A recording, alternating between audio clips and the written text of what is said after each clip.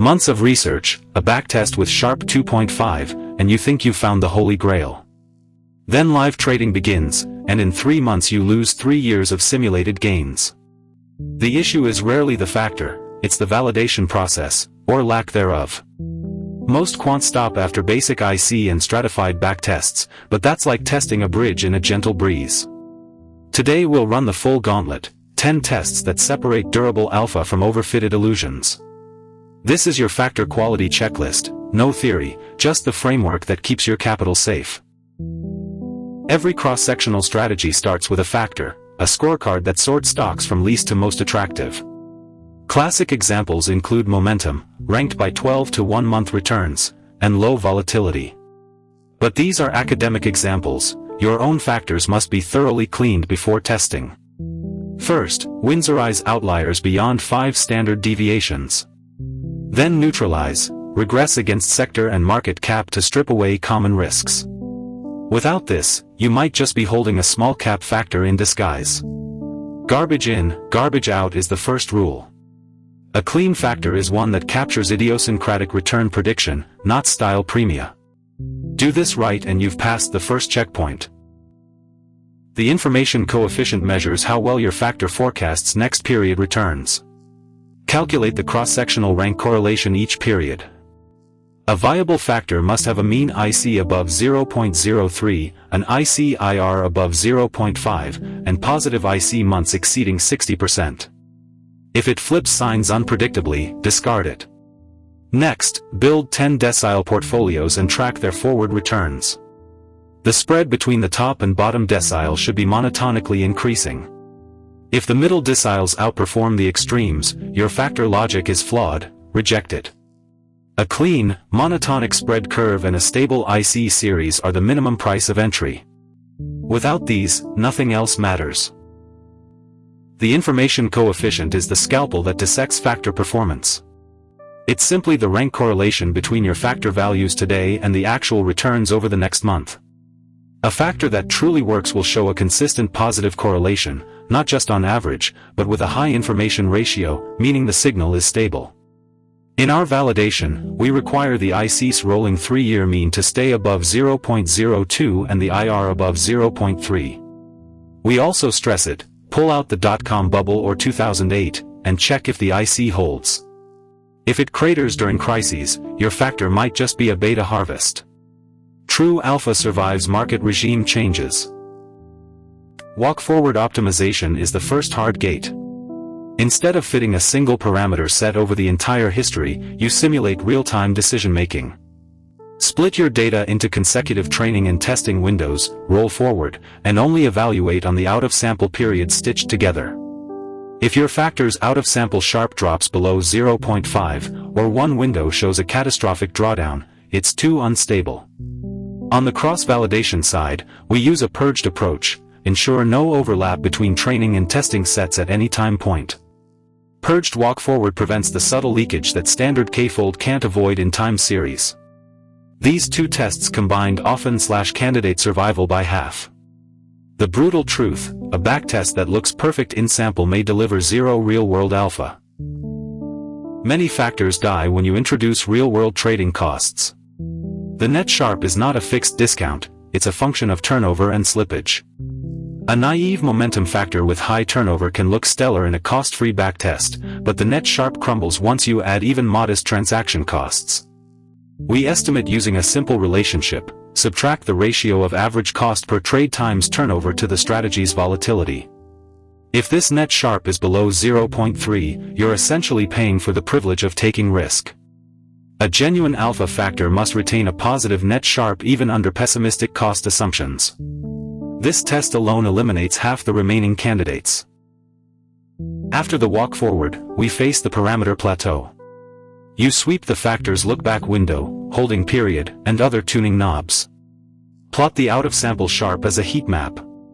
A robust factor shows a broad, flat region of high performance, a plateau. If the peak is a solitary spike, where shifting the window by 1 day slashes your Sharpe in half, you've overfit. I quantify this, compute the share of parameter combinations that keep the Sharpe within 20% of its maximum. If that share falls below 20%, the factor is too brittle. You want a broad mesa, not a narrow pinnacle. The plateau's area directly translates to how peacefully you'll sleep when live trading drifts your parameters.